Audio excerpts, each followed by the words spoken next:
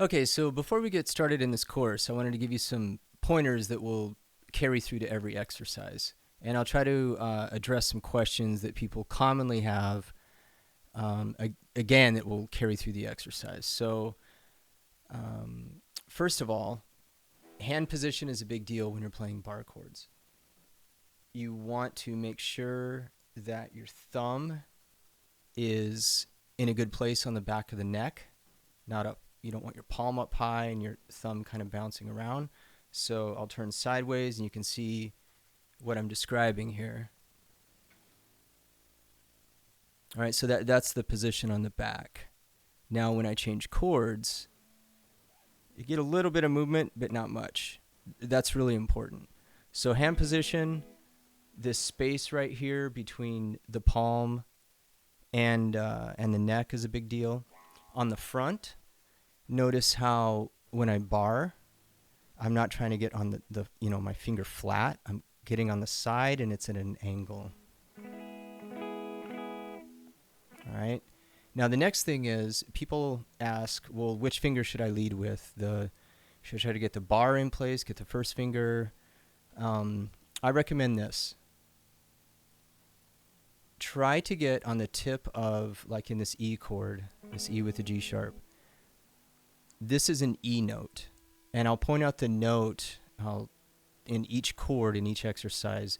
And I want you to focus in on what the root note is. And even if you don't know any theory and you don't know the rest of the fingerboard, that's fine. This is a great time to start making sense of the fingerboard and learning what the names are of these individual notes. So in this E chord, focus on your second finger. Get that posted up and see it forces you to drop your wrist and kind of jut it forward. That's how my thumb and my hand position on the back stays stable. So instead of trying to set the bar and then try to set the finger down and you have to jostle around and then you have to jostle around for the third finger, try leading with that second finger and get it set.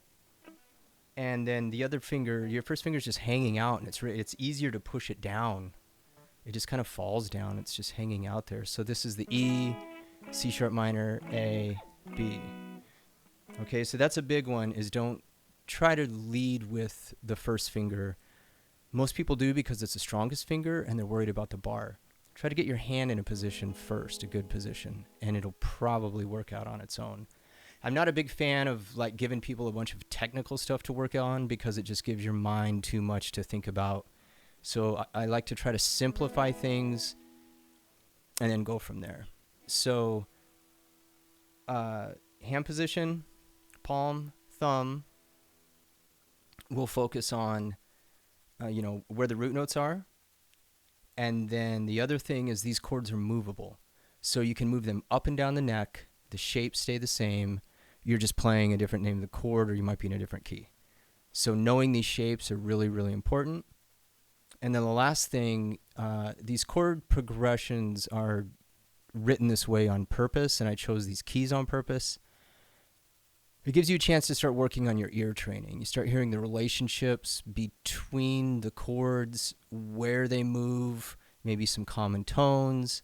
That's important as well. So even if you don't pick up on all that, be actively listening to start working on your ear training to hear the difference between some of these chords.